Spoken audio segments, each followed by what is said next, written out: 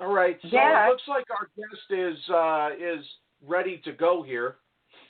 All it's right. 6:29 on the Swatch Watch over here, so I might as well bring them in.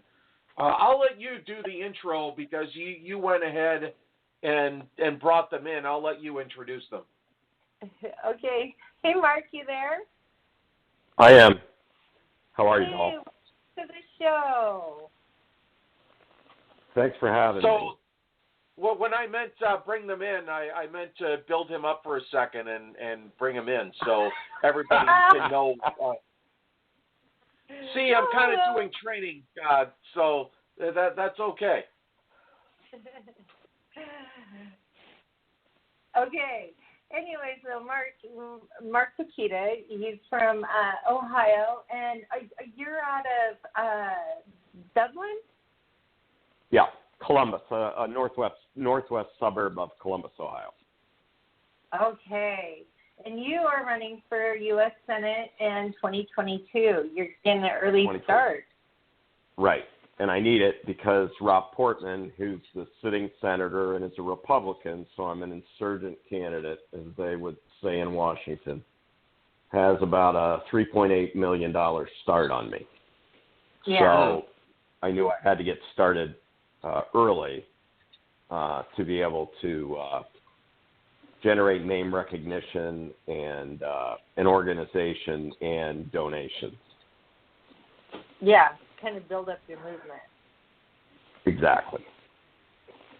So if it helps any, before we get started into serious matters, I've been a diehard Indians fan for about 30 years.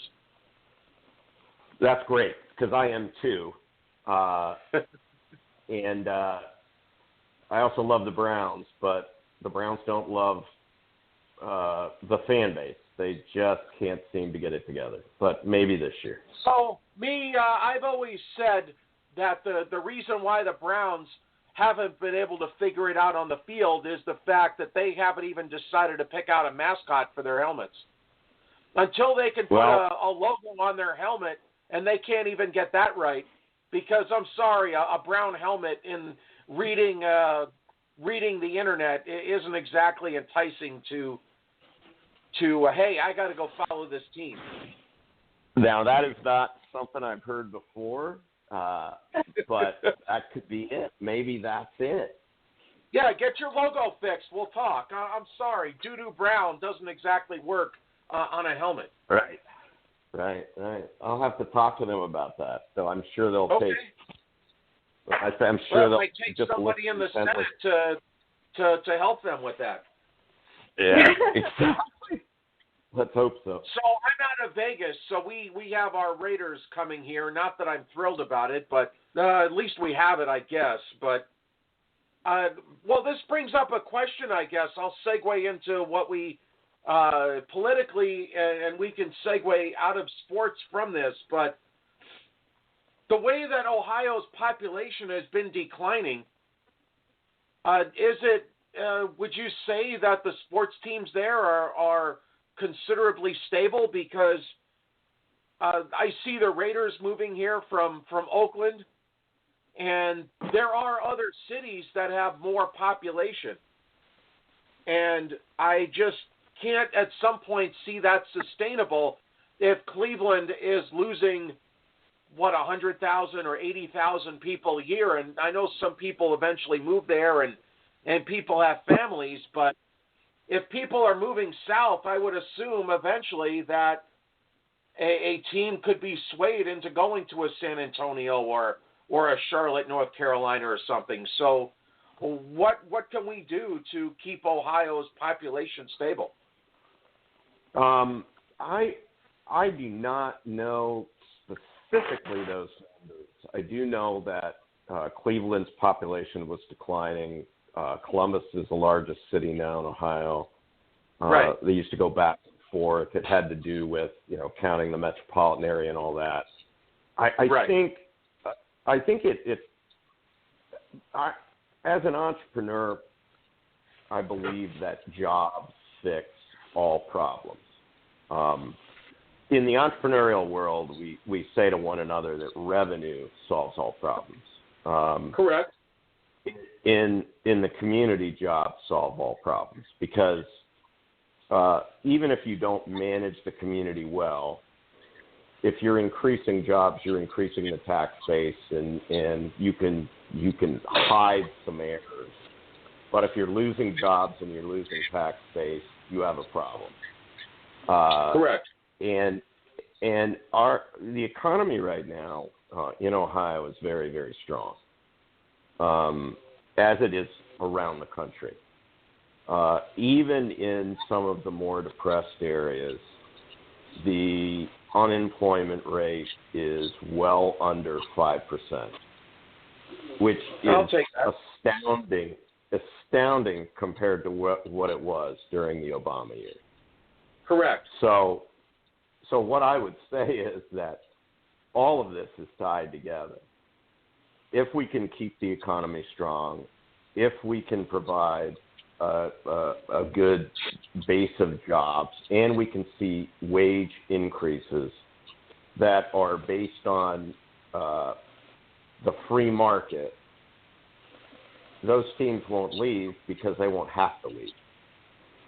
I look at Pittsburgh specifically, where Pittsburgh was able to somehow maneuver themselves as a tech base for the Northeast, and they've been able to kind of solve their financial problems. And I would like to see Cleveland. Trust me, I would love to see a baseball team move to Vegas, and there are several that have kicked the tires around. But I hope Cleveland, as much as I'm a fan, stays in Cleveland as opposed to moving to Vegas. Yeah, I think that. I think that will be the case. We've seen a lot of large service industry companies begin to prosper in Cleveland. KeyBank is there. Progressive Insurance is there. There are a lot of big manufacturers. International manufacturers. They're still more manufacturing focused than Columbus, as is Cincinnati and Dayton. But I think by and large the communities in Ohio have done a good job of trying to make the transition from what used to be a very, very heavily manufacturing-oriented economy, and they still are. But they've done a good job of attracting as many businesses as they can to those communities to add to the employment base there. Okay. So, Dahl, go ahead. I don't want to hog up the interview here. No. We know that sadly the Midwest has suffered greatly with the opiate crisis, and Ohio is one of the top states that have been crippled by that. How do you see that going forth in the next couple years? Or do you believe that the state has already implemented some plans, like diversion or crisis treatment options before prison? Or can you kind of feel what I think that when I hate to see it, but Ohio is kind of one of the ground zero places for the opiate crisis. Yeah. And some communities made it out unscathed, and some communities have made it out with just a handful of the original people that lived there.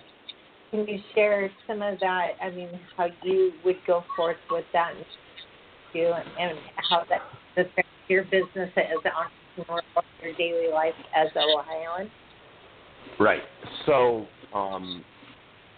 Ohio, especially down toward the Ohio River in southeastern Ohio and into Kentucky, was really the epicenter of the beginning of the opioid crisis nationally.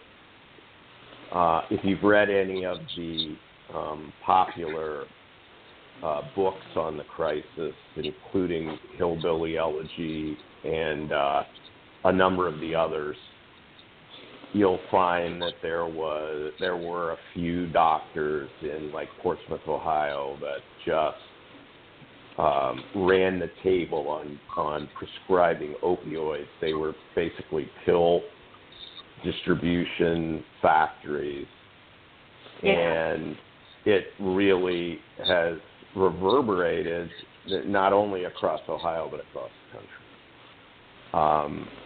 I've got my best friend. His son is in recovery finally, 22, 23 years old.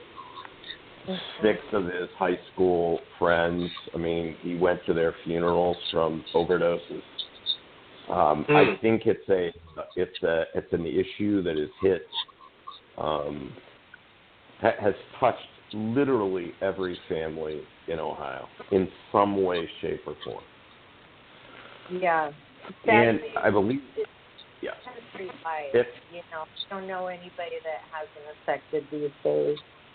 Yeah, it's really stunning, but I do believe that we've seen the crest of it. I mean, we've seen life expectancy in the U.S. finally an uptick for the first time in a long time, and that the downturn in that was based on the statistics being skewed by opioid deaths. I think part of it is shutting down the southern border and getting real serious about stopping the flow of like heroin, black tar heroin, and fentanyl or fentanyl-laced heroin that's coming across the southern border. That's not going to stop everything. It's kind of like, squeezing a balloon, right? So you squeeze a balloon at the bottom, and at the top it pops out. So it may end up being the southern border. So we're just going to have to continue to fight that. Yeah, but when you put it in the context of, like, say fentanyl, an ounce of fentanyl can kill thousands of people. And if we could just, like, get it into people's minds, that, to think of it, all right, think of it not as a drug or as a choice, think of it like a nuclear bomb. If these were bombs come over the border, would you guys just be okay with no fence and just letting us go? And I hate to say it like that, and I don't mean any terroristic threats or anything, but in context, and some people act like, oh, well, they're just drug addicts. No, there are moms and dads and brothers and sisters and godchildren and everything we hold dear, and it's sad because some people they know exactly what they're doing and they'll just go straight down that hard highway. And then, sadly, there's a couple people in the mix or lots of them that just go to the dentist and they can't get off it for whatever. And some people can say, they've just got, weak constitutions. No, their genetic makeup is wrong. Or not, it's acceptable. It's a genetic thing more than a choice. And, so we need more people in office like you with that mentality that, things are important. Yeah, we shut down the steel mills, but the steel mills basically means what it was. Now we've got this stuff. If you're on that huge corridor where all of that stuff in Mexico comes up through your communities and is redistributed. Yeah, absolutely. I mean, if you've read, as I said, if you've done any research or read any of the kind of the investigative journalist reports, Greenland, it's an issue, and it's clear to me that it's a disease. People will say, well, it's a choice. Well, yes, it's a choice when someone first uses one of those substances, but it's also clear to me that they are so addictive and they have been built to be that way that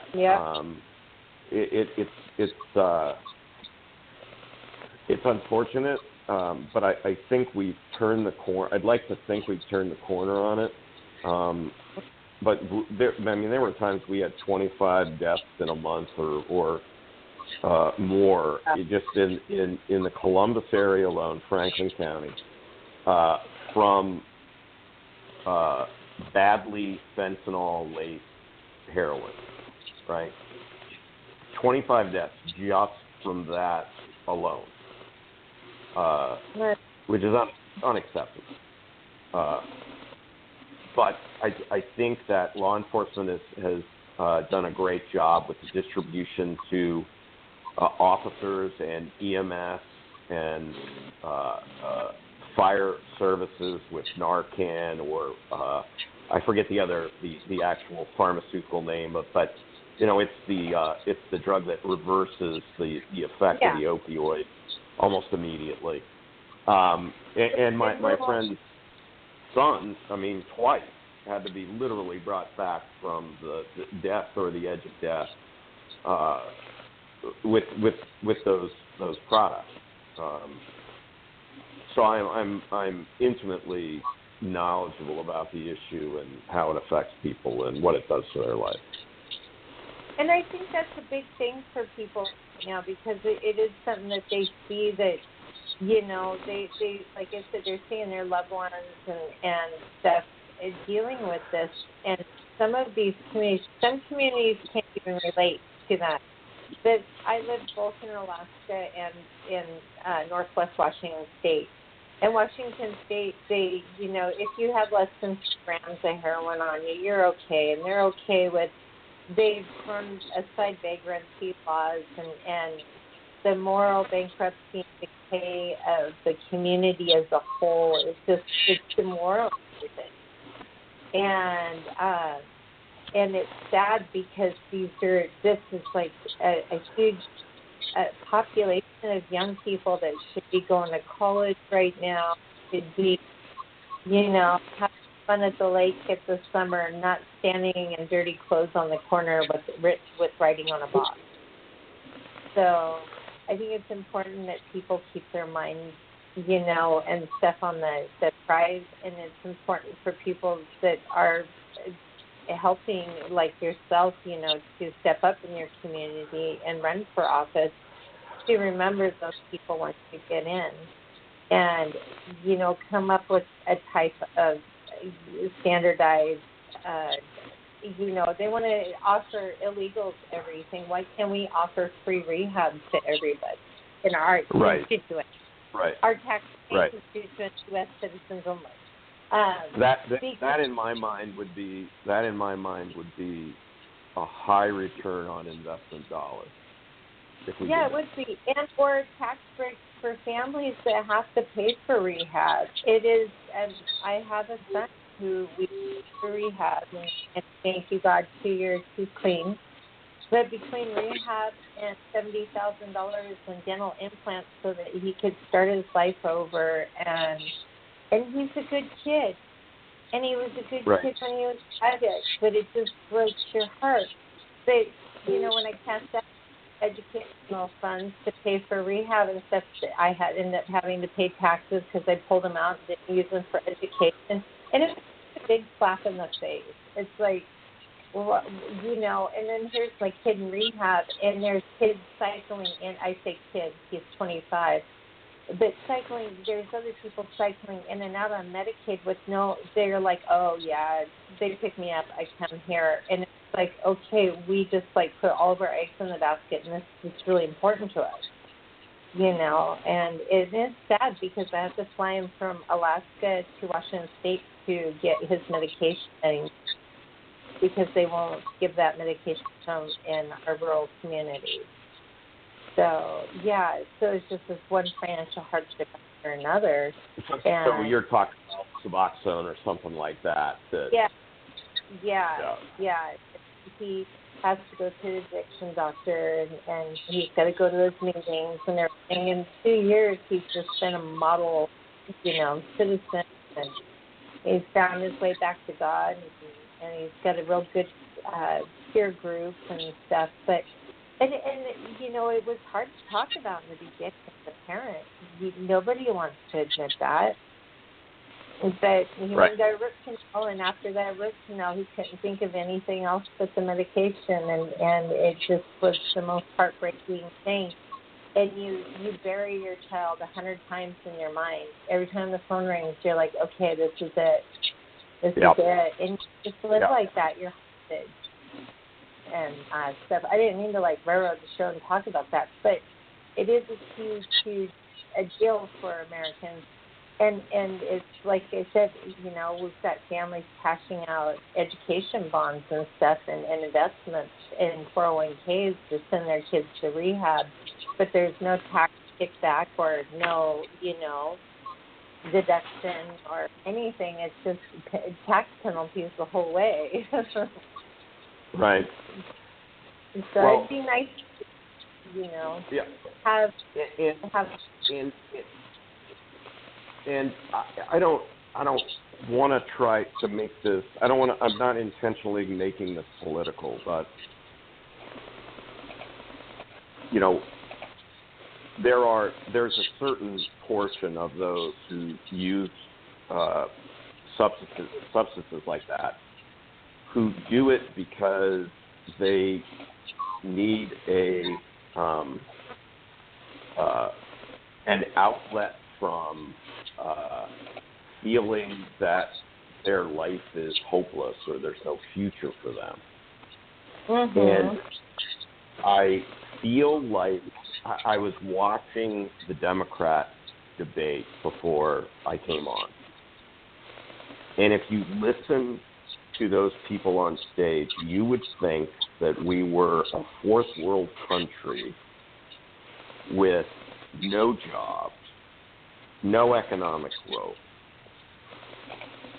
no defense, no strength, no healthcare system, no educational system. And I think gratitude is a big part of a healthy attitude is a big part of being healthy. So a healthy mental attitude kind of transfers into a healthy mind, healthy body, healthy spirit. And yep. I see such negativity, and it's like, am I the only one who sits here and listens to them and thinks, what country are they living in?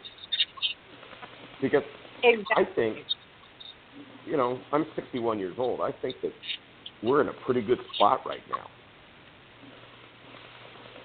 Not only compared to where we have been as a country before, but where we are relative to every other country in the world. And if you're telling people that it is not good right now when it's probably the best environment and economy I've ever seen, what does that do to them mentally, especially the younger Americans? It actually makes me mad. I get angry about it because it's just a lie. And it's a lie so people can keep their office, keep their power, and keep their control. And we need things like term limits to get those kind of people who are parasites out of Washington. And that's the reason I'm running, period. There's really no other reason. Well, I'm 61 years old. I just sold my business. I'm in pretty good shape financially. I don't need the job, but I'm angry. Like a lot of people, I'm angry. Mm-hmm. Yeah, it's time to, you know, stand up. And it's just the everyday people that are going to make this a better country. These establishment politicians. We don't need politicians. We need patriots. And we need citizens. Like it's one of the things that's a saying that's a part of some of the branding that I'm doing is it's only us. I mean, it's literally only us, right? Yeah. It doesn't require that you be born into the political class for you to run for office in the United States. You do not have to be an Ivy League graduate to run for office in the United States. But you do not have to be a lawyer to run for office in the United States. Yet it seems like we have devolved to this career politician, family coming from a family of politics, Ivy League education, law school, that kind of pedigree. And I think what Donald Trump being in office has, it's kind of ripped the cover off of this giant fallacy. It's like the guy is working on the country half the time and working on repelling these Mongolian hordes of idiots from the Democrat Party like Adam Schiff and Nancy Pelosi and Chuck Schumer and Jerry Nadler. Can you imagine what he would be doing if he could do that full time? Right. I mean, the amount of things that he's gotten done, right? And it really says it's probably almost an impediment to progress to put people into that office that have prior experience in politics. That's what I would say right now. So speaking of the big President Trump, I don't know if you had a chance to watch any of the debate today, because I did not. I did. Not. Yeah, I did. I watched maybe the first hour of it. So did they go after, and this is what I think is crazy, that the 78-year-old communist that goes on 60 Minutes and brags about how great the Castros are is about to just walk away with a huge lead in the Democrat Party. That should tell us where we're at. Right. And I will tell you that they were attacking each other. They were attacking Bernie, but they were attacking each other. I mean, right. It was a food fight. And was it worse than the one last week? Oh, by an order of magnitude at least. Yeah, if you watch the fight of all time. Oh, this was brutal. I mean, this was. I mean, Elizabeth Warren talking to,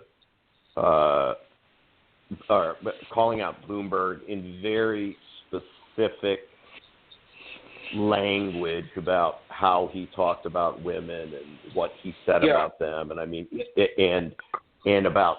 I mean, she literally said that he had said to a woman that was pregnant on his staff that she should kill the baby. I think that's the or you should kill it. That's the terminology she used. Yes. And the camera panned to him, and he's like, "You've got to be kidding me!" Like it was stunning to me. She is a ruthless. So this week on Twitter, I don't know if you're a fan of Peter Schweitzer, who's written Clinton Cash and Secret Empires and now Profiles in Corruption. Okay. How the mainstream media hasn't taken a closer look at Elizabeth Warren, Joe Biden, Bernie Sanders, and how they've made their money and understand what they've done. Okay. It's staggering to me. So this week on Twitter, I actually went through a chapter on Bernie and a chapter on Elizabeth and did a multi-tweet kind of thing. You know, you can only do 280 characters in a tweet. And these tweets are 15 or 16 or 17 tweets long. But I know that as, let's say, students of politics or students of the country or students of patriotism, there are those of us that are going to read these books and be into them, and it's almost a hobby or a passion for us. And there are other people, perhaps younger families who are raising families and two earner families, and we don't have time, right, between work and raising children and church and sports and you name it. They don't have time. And so I thought I would summarize some of this. The corruption in D.C. is staggering. And what I've committed to do, I put it as, I'm going to get this done if I go there or I will die trying, is we need term limits. We need hyper financial transparency in what's going on in the financial life of politicians. We need public only lobbying that needs to be videotaped or taped and streamed, available for people to watch. We need to criminalize offshore accounts, which is the way, these people get paid, and we need a line item veto. And I'm calling it the Pukita plan. It's like I had to pay a marketing person a lot of money for that name, but it's 5 points that I think those 5 things, if we did them, would knock out the potential for people to do 90 to 95% of the corruption that they're doing today. Will they find another way? Maybe, but if you can only be in office a short period of time because of term limits, I think that those who are inclined to be corrupt or be corrupted will probably go somewhere else where they can be more successful as criminals. Because we've got a lot of criminals in Washington. I mean, they are criminals. And the mainstream media just gives them a pass. Well, yeah, because George Soros pays all the bills for it. So they need to, of course, keep their jobs. Yeah, and it's not only that, but I mean, every one of these. So Elizabeth Warren's daughter has a company that does business with all of the companies that she has to regulate as part of being on the various committees in the Senate. Bernie Sanders' family has a company that during the last election, his wife is part of the family company, and one of the companies that they, one of the, let's say the brands or the names, the DBAs they work under, is associated with media buying. They have no experience in media buying, but if you know the media buying industry, if you're a buyer of media and you spend, in this case, $83 million on media, someone is going to get a commission on that of 15% of that number. It's between $12 and $13 million. And there's a company, LLC, registered to a residential address in Virginia that did all the media buying for the last Sanders campaign. The two people that are shown, I believe, as members of that LLC are good friends of Bernie and his wife, and it would appear that they or she was paid part of that commission by that company. How much, we don't know, because on the financial disclosure form to the SEC, it basically says, I earned $1,000 or more. Why? We do tax returns every year. I don't tell the IRS I owned $1,000 or more. They know to the penny what I earned. Why do these forms not have to the penny what it has been earned? Okay, it's just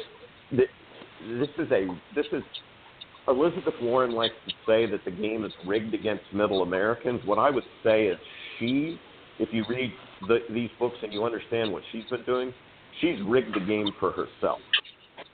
It is the corruption is stunning, and once you know it and you see them talking on stage, the only thing that goes through your head, it's like I've got this chyron that runs that just says hypocrite, hypocrite, yeah. hypocrite, hypocrite, right?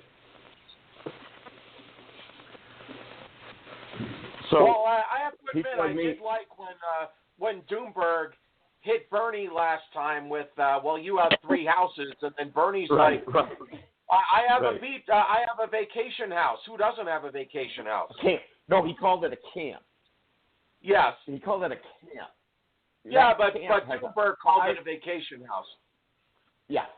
That camp that Bernie calls camp has a 500-foot lake frontage on Lake Champlain.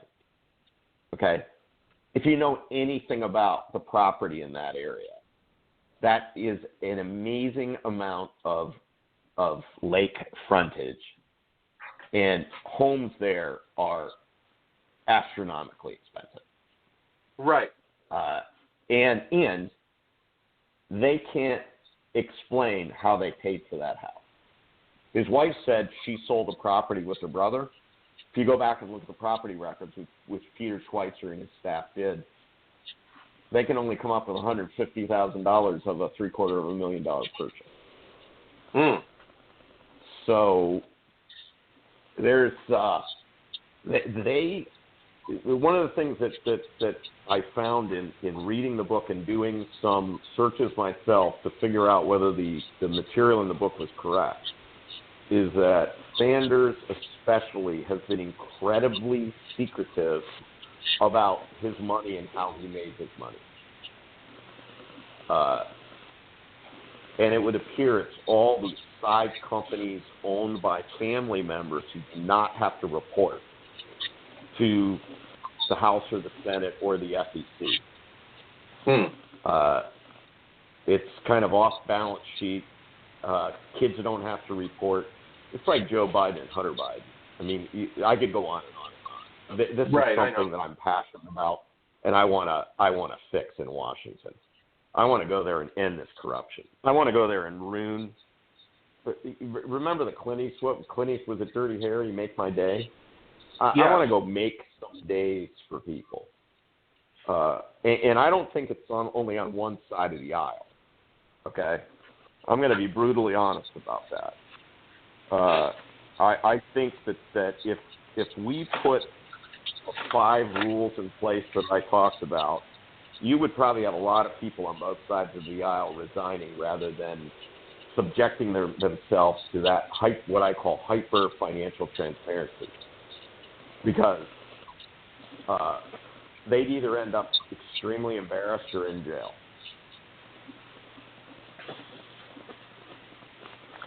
Hey, before we go further, Doll, can I ask you real quick, when is our next guest supposed to come in? He was supposed to come in at 7 o'clock. Okay, I just didn't know if he's waiting for us or if he's running late. If you want to message him. So here's what I would tell you. When I first came in, it didn't ask me to hit 1. Doll had sent me the information, but it didn't come on and say hit 1. So you may want to just let him know that.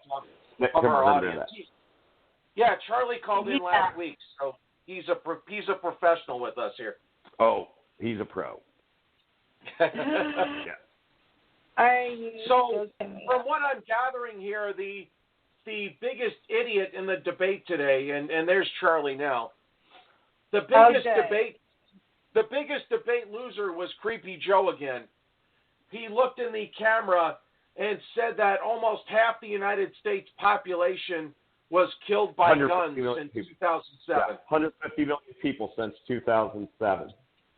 And I tweeted something out almost immediately, and then I looked and, 5,000 of my closest friends did exactly the same thing because we all know the numbers. It's 36,000 a year, and half of them are suicides, and the other half is black-on-black crime. And, we can go down the list of segmenting, that number. The fact that he used 100 – here's the thing that astounded me. No one questioned him on it. No one on the stage or the moderators. Well, it's they kind just of hard to go. argue with somebody who's sundowning. Crazy. All right, so I'm going to segue over to our next guest here. It was a pleasure meeting you.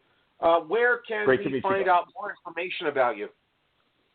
So you can go to Pukita for Senate 2022.com. That's Pukita, my last name, for Senate 2022.com. Platform is out there. I'm on Twitter. Dallas got a lot of my information. Yeah, we'll do it Deplorapalooza. I'm sorry? Right? I said we'll be seeing you at Deplorapalooza. Correct. Are you going to be there? Oh, Yeah, awesome. I'm going to be You're there. And you're going to be there as well. Excellent. Okay. Yeah. Yeah. Well, yeah, I'm in Vegas, so yeah, we'll have a chance to meet. Yeah. That's great. I'm flying to Washington. He's already in Vegas. Awesome. So That's awesome. Well, that'll be great to meet you. Yeah. Thank you, Mark. Well, if you know Uncle Charlie, do you want me to bring in Uncle Charlie now? And since they know sure, each other, you can he can make fun of me for a while, and then I will let you carry on with him. But it will be a great event. Am I on now? I can start making fun of him? He's on, man. You gonna make fun of me now, Charlie? Of course not. You're one of my best buddies. You're a great guy. Not a great American. I could tell you guys this is Mark's been key to getting to this event where it's been a godsend. So I really appreciate everything he does for sure. And hey, I do have one other question about the debate though. From what I've been reading and such, I can't find what I want. Since I'm on here, so I can't research like I want to. Did anyone hit Bernie for his Cuba stuff? Oh yeah, he was hit on it. But the moderators asked him a direct question about it, right from the start, right? Okay. Yeah.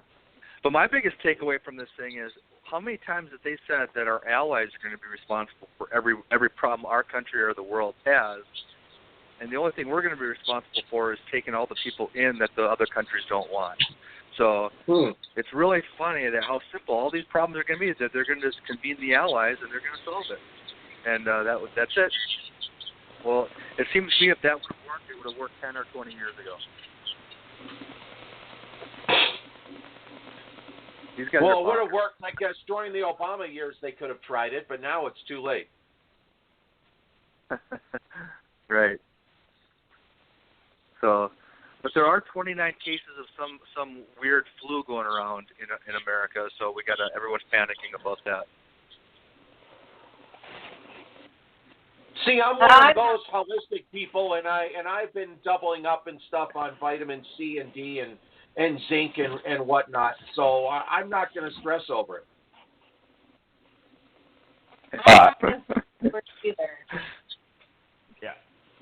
Yeah. Well, that's like the best way to protect against it is to build your immunity system, and I don't know exactly what the coronavirus is, but bat blood.